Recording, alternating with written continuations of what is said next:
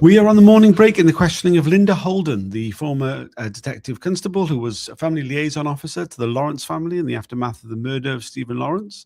She's been asked about her time as family liaison officer and about the writing of the list of visitors to the Lawrence family, which was then passed on to the SDS, which Peter Francis, the undercover police officer, went whistleblower, has said was stapled to his official diary for him to he was tasked to find out the people who were on that list.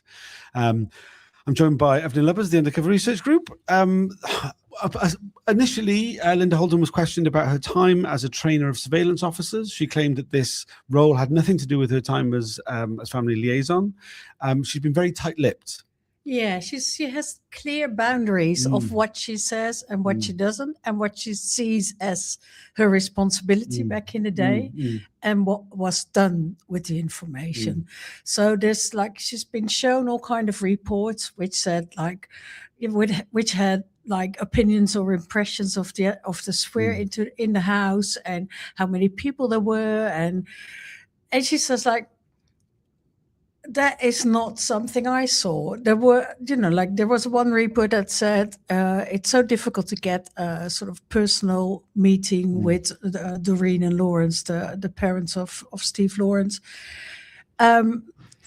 because there were always so many people, which gives a kind of an impression. But she says that's not true at all. On the Saturdays, it was busy because there were many people. On other days, there would often be only one or two extra people in the house, and it was really easy to talk to them.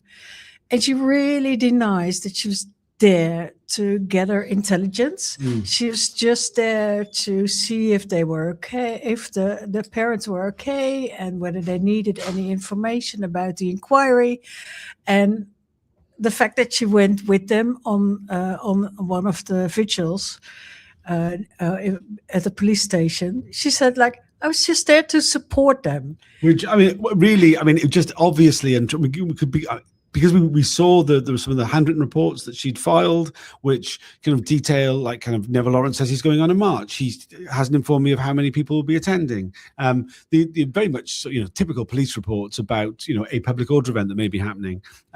It was interesting to note that she said that it wasn't just that she was recording the names of visitors on so Stephen was killed on the Thursday. They visited the morgue on the Friday. On the Saturday, and both her and Derek Bevan, the other family liaison officer, attended the home of the Lawrence family, and she asked people for their names. It wasn't just that she was recording them, she was challenging people, wanting their names, to record the names. She asked family members for their names, as well as other people who came into the house. Weirdly enough, Doreen and Evan Lawrence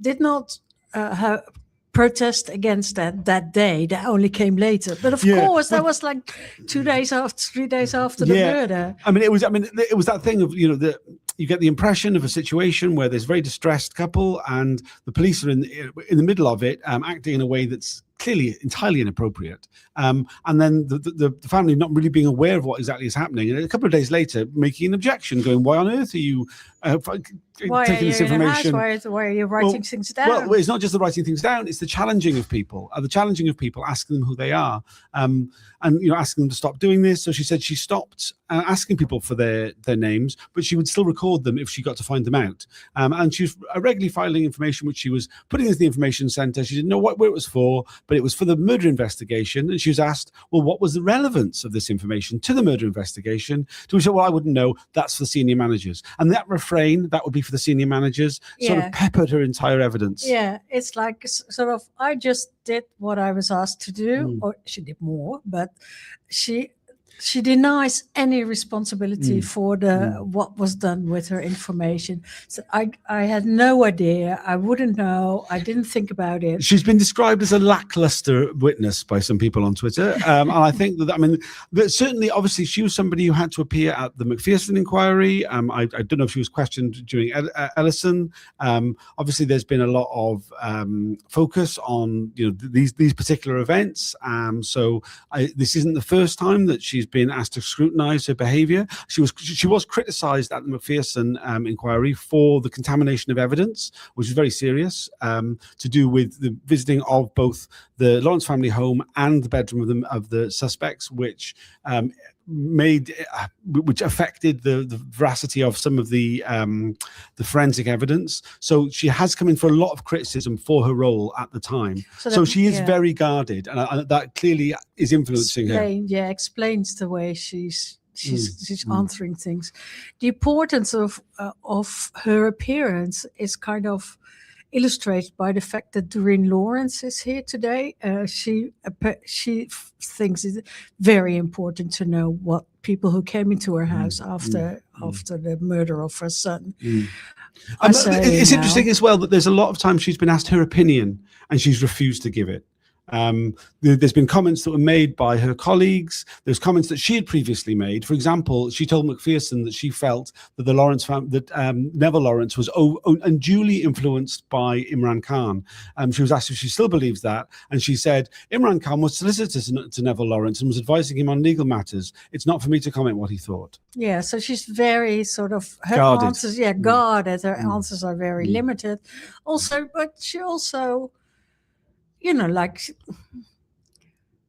in her role as family liaison, probably quite young at the time. I don't think necessarily that young. I mean, she's clearly advanced years now. I mean, certainly she was she was a trainer of surveillance officers, and then she was seconded to this role, which is unusual. Why have they brought in a surveillance specialist into this role? She claims that she did some surveillance work on the case, but that was towards the accused, not towards the family. Which is also weird. Very weird. Weird combination. Yeah.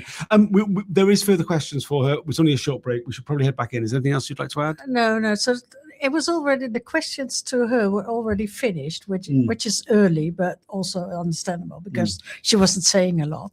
So now we're going for Rule 10 questions, and maybe then, there will be an early start of the afternoon with us. Yes, so it may end up being quite a short day, which would be very welcome, because I started at 4:30 this morning because I came from Newport. Ridiculous. Thanks for joining us. Thanks to everybody who's liking and sharing. It makes a huge difference.